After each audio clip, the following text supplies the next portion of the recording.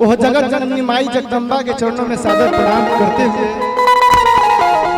यह छात्र सम्मान समारोह में जे भी लोग उपस्थित बा, मंच पे तमाम सजिंदा सहयोगी जे भी उपस्थित बा, सबके मंच के माध्यम से हम विकास मलिक यही जैसे सबके पांव छू के प्रणाम कर देनी, आशीर्वाद के कामना रहे। जैसे कि सभी भी जाना था कि कोई भी शुभ कार्य से पहले हमनी के सनातन धर्म में भगवान गणेश जी के पूजा कइल जाला, माई सरस्वती के पूजा कइल जाला। एगो लइका माई सरस्वती के, भगवान गणेश के, विघ्न विनायक के इस छात्र सम्मान समारोह इस महफिल में बुलावता और कहता कि हे बाबा, हे मोई मैया, ये महफिल में आई, ये सभा में आई, ये बाबा ये शुभ कार्य को सफल बनाई। लइका माई के वंदना करता, माई के वंदना के बाद वो गणेश जी के वंदना रही।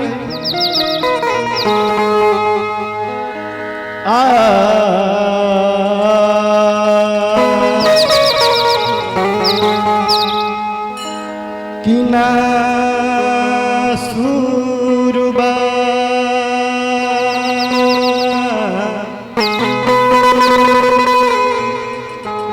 ना साजुबा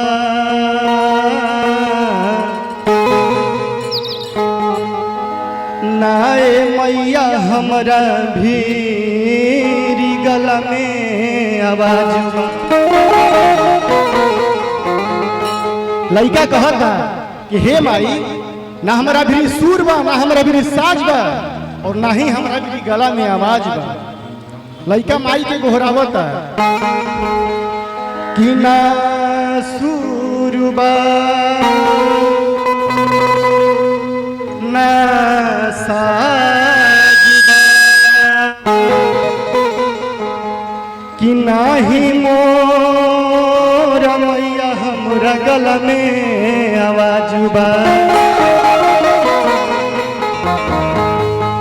कि ना सुरबा ना साजुबा ना गला में आवाज बा, कि फिर भी मैया हमरा तोहरे पनाजुबा। लइका माई के घोरावता कि हे माई, ये सभा में आई और ये विकासवा के लाज बचाई, ये पिंटू भैया के लाज बचाई, ये पूरा महफिल के लाज बचाई। हे माई की आस लगाते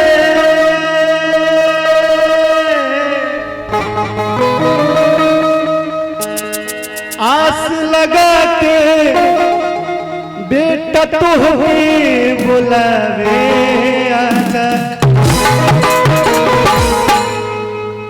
आस लगाते बेटा तोहे बुलावे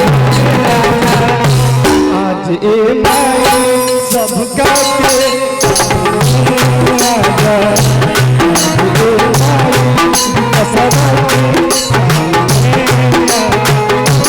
आस लगाते बेटा तोहे बुलावे आजा।